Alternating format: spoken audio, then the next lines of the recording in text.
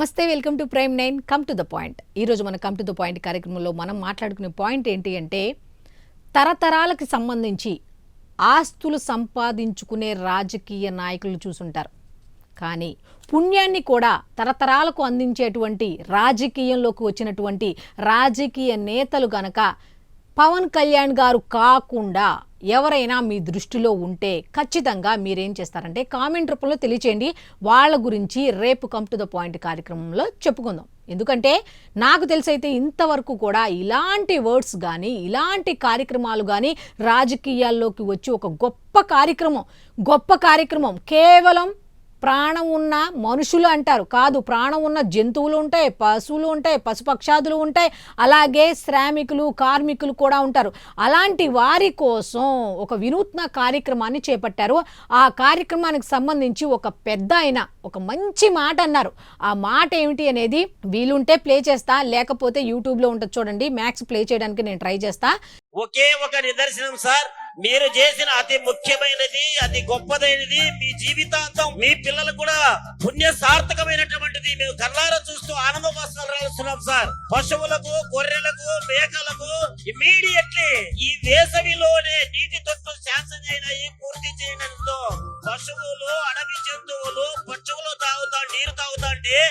ఆ పుణ్యం మీకు తరతరాల ఉంటుందని మా జిల్లా తరపున మా మోహోజాబీ తరపున మరొకసారి మీకు చాలా మంచి నమస్కారం చేస్తున్నాం సార్.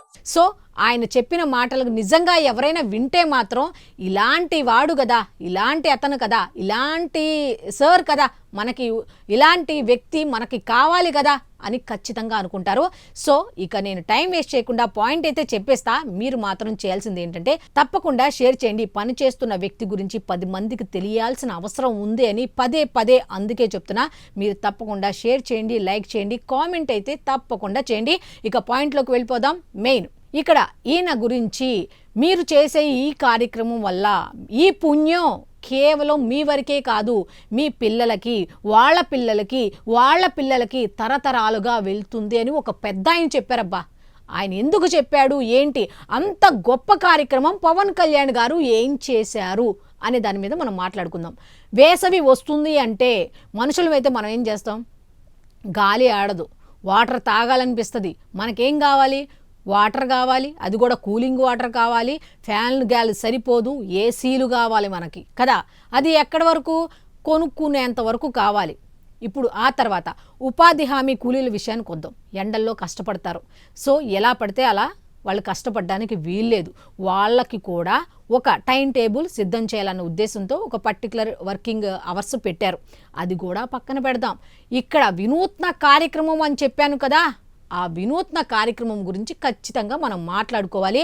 అదేమిటి అంటే సమ్మర్ అనగానే ఎవరికైనా దాహం వేస్తుంది, వేటికైనా దాహం వేస్తుంది.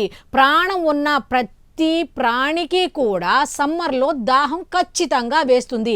అలాంటప్పుడు మనిషి అయితే వాటర్ కావాలి అంటే డబ్బులుంటే కొనుక్కుంటాడు, లేకపోతే చలివేంద్రాలు ఏర్పాటు చేస్తున్నారు మనుషుల కోసం.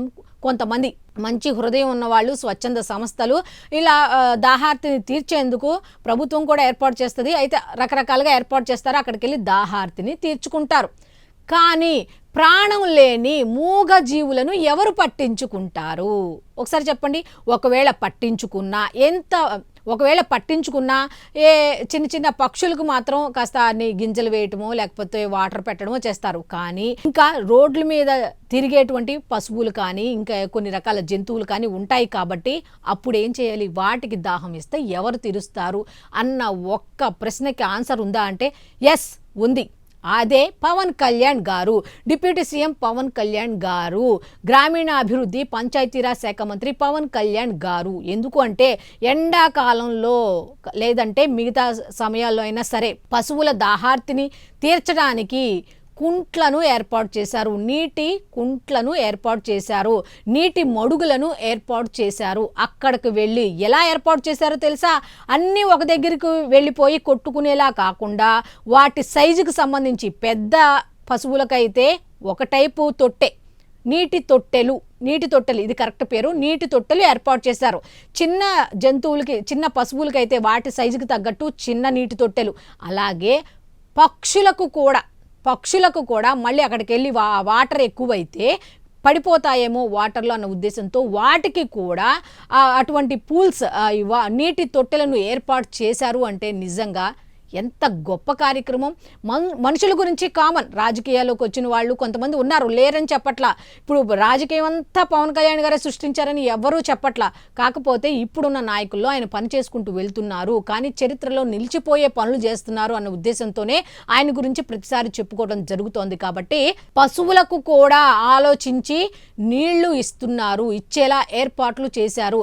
ఆ నీటి విలువ ఎవరైతే పశువుల కాపర్లు ఉంటారు కదా, వాళ్ళు చూసి ఆనందిస్తున్నారు. అరే మేము కూడా మా పశువులకి ఇలా ఏర్పాటు చేయలేకపోయామే అని.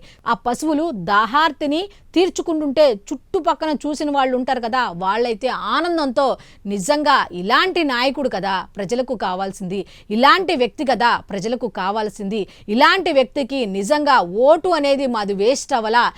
ఇందాక నిజంగా ఒక మాట ఉండేది, నేను ఎన్నుకున్నాడు నేను నమ్ముకున్నాడు గొప్పోడు అని. మొన్న కూడా దీని మీద ఒక వీడియో కూడా చేశాను నిజంగా.